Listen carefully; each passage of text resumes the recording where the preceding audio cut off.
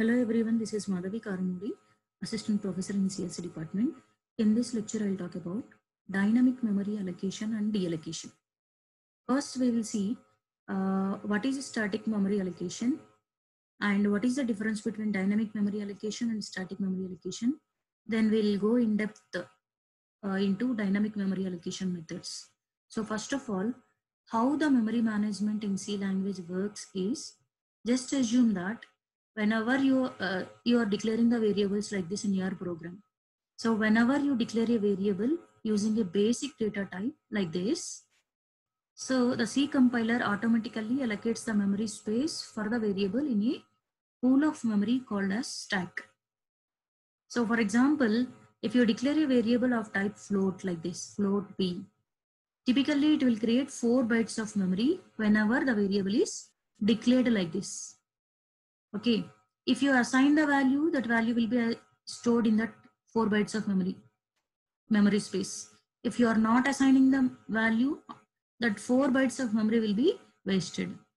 Similarly, if you see the array example, so in this case, I am declaring the array of size 10. That means for 10 elements, we are creating the array of type integer. So typically integer takes 2 bytes if it is a 32-bit OS. If it is a 64-bit OS, it will take 4 bytes of memory. Okay. So in this case, just assume that we are using only 32-bit OS. So in that case, it will take only 2 bytes. So in this case, for this array, 20 bytes of memory will be reserved. Just assume that in our program, we are using only 8 elements. We are not using remaining 2 elements. So in that case, the memory allocated for the remaining 2 elements will be wasted. Okay, so you cannot remove the memory from those 2 elements. Once you declare the memory with a specific size, that memory will be fixed. You cannot increase the size and you cannot decrease the size. So this is the drawback of the static memory allocation. A static memory allocation means before the execution itself, if the memory is allocated for the members or for the variables or array variables, it is fixed. You cannot alter that memory in future. So that is a drawback of the static memory allocation. So to overcome this drawback, we need to go for dynamic memory allocation. So dynamic memory allocation means managing the system memory at runtime. Okay, so here in this dynamic memory allocation, once the memory is allocated at the time of execution, in future, if you want to extend or if you want to increase the memory, you can increase it. If you want to decrease, you can decrease it. That flexibility is given to the programmers depending upon, using dynamic memory concept. So whenever you allocate a memory using dynamic memory allocation methods, then the memory will be allocated in the heap area of the memory. Okay, so here in C language, stdlib.h library file has four functions that are responsible for dynamic memory allocation and deallocation. Those 4 methods are malloc, calloc, free, and realloc functions. Let us see these 4 functions one by one. First one is malloc function. So as the name implies, the full form of malloc is memory allocation. So for this, using this malloc function, we can allocate the memory. We can allocate, this function reserves a block of memory of the specified number of bytes in the heap area. And this function returns the pointer variable of type void of the first block of the memory in the reserved space. Okay, now see the syntax of declaring or using this malloc function. Try to understand this syntax. Every malloc function, every dynamic memory allocation function returns one pointer, that pointer variable. That pointer represents the starting address of the memory that is allocated. Okay, so here this pointer variable is of type void, which can be, that pointer type can be casted into pointers of any form. Okay, now see, suppose if you are allocating the memory for integer variables, this will be, this pointer type will be casted to integer type. Suppose if you are allocating the memory for floating point type, so this pointer type will be casted to pointer type, float type, right? So cast type indicates that for what type of variable you are assigning the memory, whether it is integer type or float type, that type we need to specify here, right? And next one is malloc size. Okay, how much size you want to allocate by using malloc function, that we need to specify. This is the syntax of the malloc function. Just try to understand this syntax with example, with small example. See here I am specifying that I want to allocate the memory for the integer array of size 25, right? If it is an integer array, how much size will be allocated? Suppose, just assume that if integer takes 4 bytes of memory, in this case, how much memory will be allocated? 25 elements. So 25 into size of integer. Size of integer is, the size of function returns the size of the integer. Suppose if your integer type occupies 4 bytes, this function returns 4 bytes as a result. So 25 into 4. So 100 bytes of memory will be allocated for that array variable, right? See one more example, how this memory malloc function works for allocating the memory for the variable. See, here this is a pointer that points to the starting address of the memory in the block. Now here we are creating integer type variable. For integer type variable, we are allocating the memory, malloc. Now here my array size is 5 elements. Okay, so 5 into size of int. Size of int is 4 bytes. So 5 into 4, 20 bytes of memory block is allocated dynamically to this PTR variable. Okay, so in the heap area, 20 bytes of 20 blocks will be reserved for your PTR. In that 20 bytes, you can store your elements. So this is about the malloc function. Now see an example program on malloc, how to use this malloc function for allocating the memory. See, as usual, this malloc function is available in stdlib.h file. So we need to include that file in our program. Execution starts from the main method. Here I am creating one pointer type variable to point to the beginning address of the location in the memory. That is, in that block of memory, first address is pointed by this PTR, P pointer. N specifies for size, array size, and I specifies to move from one location to another location. We need one counter variable. For that, here I am taking I. Now here I am asking the user to enter how many number of elements you want to insert in the array. So the user will answer here with the help of scanf statement. Okay, just assume that if the user wants to enter 5 elements in the array, here he will enter 5. Now, with this statement, we are allocating memory for 5 elements, right? So how much memory is required for that 5 elements will be calculated here by the malloc function. Then with that result, that much of size will be allocated. Now what is the size here? N is 5. 5 into size of integer is 4. 5 into 4. 20 bytes of, means automatically your malloc function will calculate this size. Okay. For 20 bytes of memory will be allocated. And in that 20 bytes, first byte address will be pointed. That 20 bytes of memory will be pointed by this P pointer. Okay. Here just we are checking whether the memory is allocated or not for P. If P is null, if the P pointer is pointing to the null value, that indicates that memory is not allocated. Suppose if your P is pointing some address, that indicates that memory is allocated. Okay. So generally it will allocate. There is no case of not allocating. Just for understanding sake, here I wrote this one, if condition. Okay. Next one, here memory is allocated, so there is no problem. The statement after the if condition will be executed.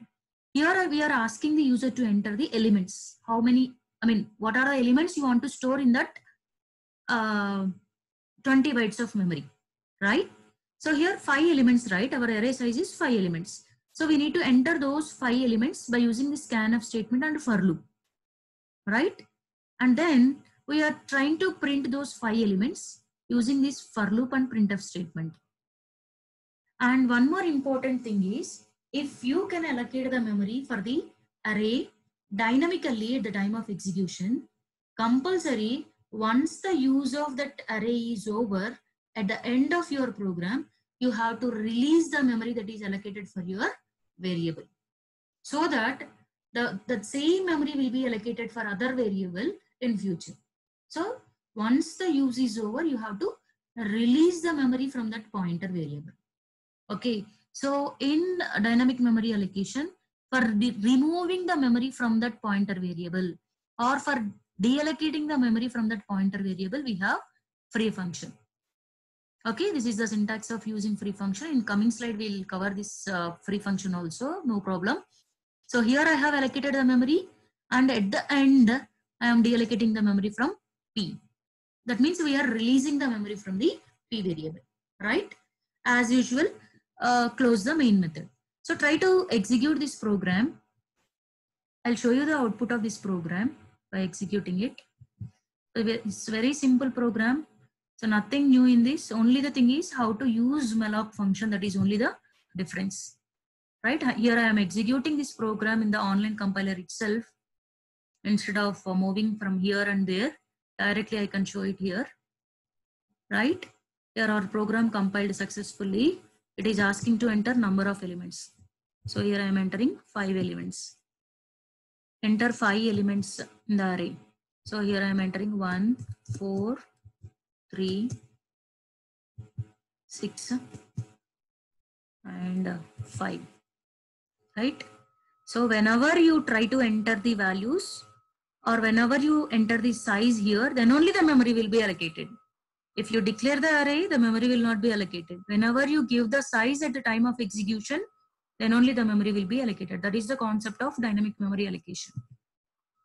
See, I'm trying to, sorry. I'll show you again. Double time I clicked. 5 elements. It is asking to enter the elements. So here I'm entering 3, 4, 5, 2, 1. 4, 5 elements are over. Just click on enter button. So with the, just I am printing the elements here. Okay. So nothing new in this. Only the new thing is how to use the malloc function. So here, whenever you declare the array like this, the memory will not be allocated. Whenever your program is running, that time only the memory will be allocated. This is the thing you need to remember about this. Now move to this next function. Another function for allocating the memory dynamically with the help of calloc. Okay. So as the name implies, the calloc means contiguous memory allocation. So there is a difference between malloc and calloc. Here, the malloc function allocates the memory. Okay. Allocates the memory from the block. Here, calloc function allocates the memory.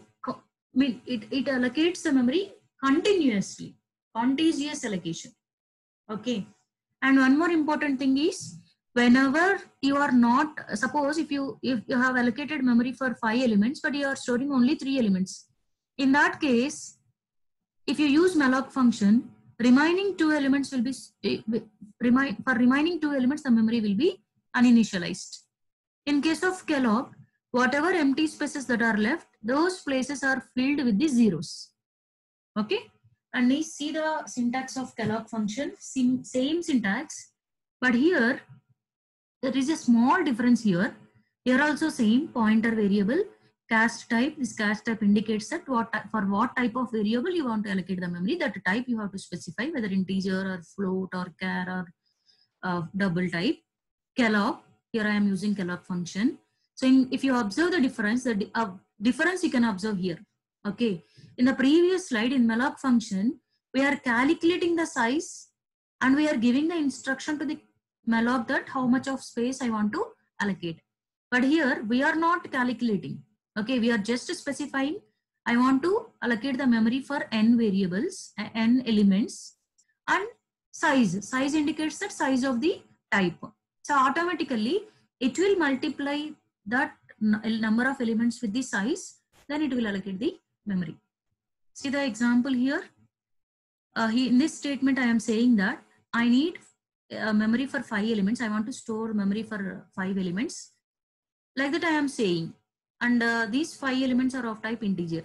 So automatically what the Kellogg function will do is a 5 will be multiplied with the size of the integer, 5 into 4. So 20 bytes of memory will be allocated for each and everything. So for each element, 4 bytes of memory will be allocated. So in case of malloc, we are calculating and we are saying to the malloc function to allocate that much of memory. But here in this case, simply we are specifying how many number of elements you want to store and what is the size of the particular type. Automatically it will calculate the memory and it will allocate the memory for the pointer variable. This is only the difference. Okay, another difference is in case of malloc function, the memory will be allocated anywhere in that block area, in that block, reserved block. But here, if you use Kellogg function continuously for all the variables, for the array elements, continuously memory will be allocated. And next, see the one more example. Here also same. Here I am specifying float type. In that float type array, I am storing 25 elements. So how much memory, how much size, how many number of bytes of size will be allocated for this PTR? 25 into 4. Each float occupies 4 bytes. 25 into 4 bytes of memory will be allocated. 100 bytes of memory will be allocated for that pointer variable, PTR variable. And each element stores 4 bytes of space. Okay. Here also same example. Okay. Same example. Instead of malloc, here we are using Kellogg. Instead of writing multiplication symbol here, we are directly specifying n comma size of int, except that everything is same. Now move to the next function, free function. So by using malloc function and by using Kellogg function, we can allocate the memory dynamically, right? And here by using free function, we can remove the memory space allocated by the malloc function and Kellogg function using free method. So this free method is used for deallocating the memory that is allocated for the particular pointer. Okay, so the syntax of this free function is free of PTR, for which variable the memory will be allocated, that we are removing. Now see the diagram for this. Just assume that here I have allocated memory for PTR using Kellogg function, right? Here I have specified 5 comma size of integer. What is the meaning of this statement? Here for PTR, 5 elements we are taking. So 5 into size of integer is 4. So 5 into 4, 20 bytes of memory will be allocated for PTR. Out of 20 bytes, for each element 4 bytes of memory will be reserved, right? Immediately after this, I want to deallocate the memory from PTR. So in that case, I am calling the free function, free of PTR. Whenever you write free of PTR, automatically this 20 bytes of memory will be garbage collected. Okay, the memory for PTR will be released and that entire 20 bytes will be garbage collected. So this is the use of free function. So Kellogg function is used for allocating the memory. Free function is for removing the memory whenever it is not required, right? Now see the another function, realloc. As the name implies, this realloc function is used for modifying the memory. Okay, just assume that if the dynamically allocated memory is not sufficient or more than that is required, so in that case, you can change the size of previously allocated memory using the realloc function. Okay, just assume that I have allocated a space for 10 elements of the array. Okay, but in future, I want to increase the size of the array from 10 to 20. So in that case, you can modify the size that is allocated for the array by using realloc function. Or in reverse case, suppose I have allocated the memory for 10 elements. I don't want to use the memory for all the 10 elements. I want to store only 2 elements. So in that case, for remaining 8 elements, I can deallocate the memory. Okay. So if you want to increase the memory size, you can increase it, or if you want to shrink the memory size, you can shrink it one for the previously allocated variable. So for that purpose, we'll use realloc function. Okay, realloc function is used for modifying the memory that is allocated previously. See how the realloc function works. So syntax is same, ptr, realloc. This ptr indicates that new size. Okay, suppose previously it is 10.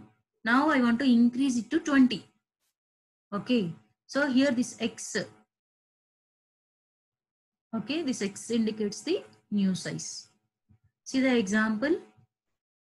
Just to see, previously I have allocated memory for 5 elements using malloc function. So how much memory will be allocated? 20 bytes of memory will be allocated.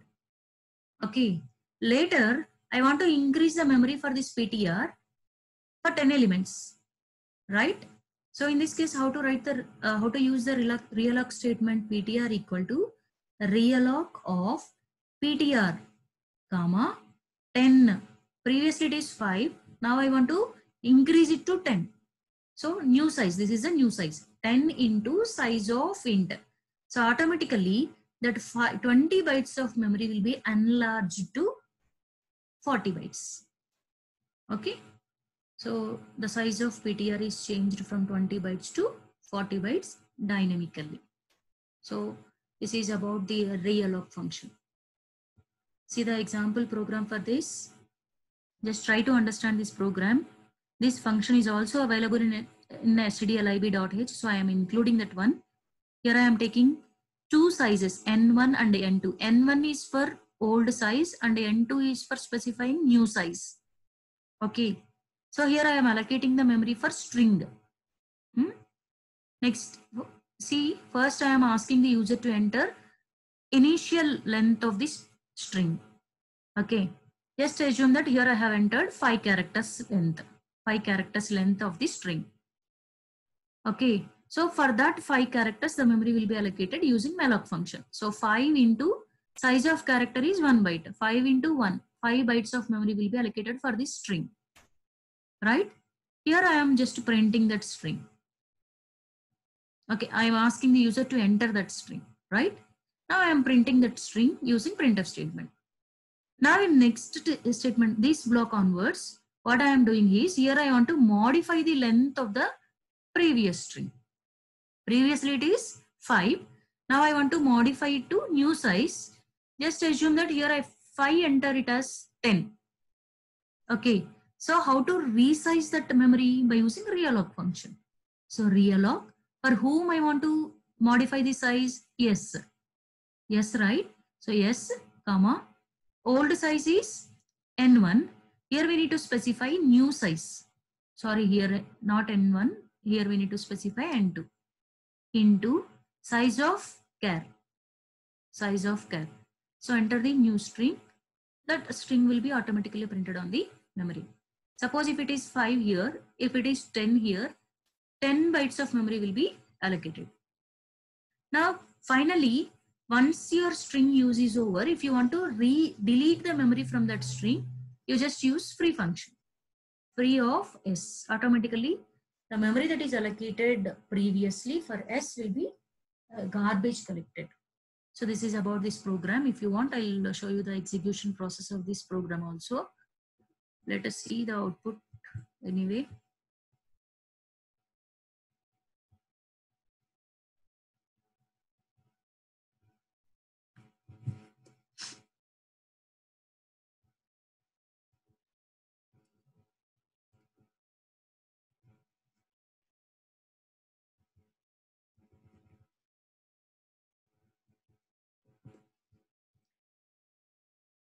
Right. I'm trying to compile the program. It is compiled successfully without any errors. Just see here it is initially asking the length of the string. I'm entering 7. Okay. So how much of memory will be allocated for that string? 7. The string is of type characters. So 7 into 1. 7 bytes of memory will be allocated. Here it is asking to enter the string. I'm entering my name itself. Right? Here it will display your initial string is Madhavi. Now I want to modify the size of my string. Okay. I want to modify the size of the string. Now I am giving 12 bytes of space. 12. I mean enlarging the size of this string as 12. It is asking to enter new string, enlarged size with enlarged size. Okay. I am entering again my name. Okay. So automatically previously for the same string it is allocated 7 bytes of memory. Later if I give 12, it is enlarging that 7 bytes to 12 bytes. And in that 12 bytes it is storing the string whatever I have given. Right? So previously the memory will be allocated for this using malloc function. But after some time I realized that I want to increase the size of this string. That is the reason why I am using realloc function for resizing that size. Okay, so I am enlarging that 7 bytes to 12 bytes. So 12 bytes will be allocated now for that string. So this is about the realloc function, right? So in this session, we have discussed about the dynamic memory allocation, how the dynamic memory allocation will be achieved in C language. So that can be achieved with 4 functions: malloc, calloc, realloc, and free functions. These are the 4 important functions available in C language for dynamic memory allocation and deallocation. And these 4 functions are available in stdlib.h file, right? So this is about dynamic memory allocation and deallocation. So hope you people understood about this. So stay tuned. Thank you. Thank you.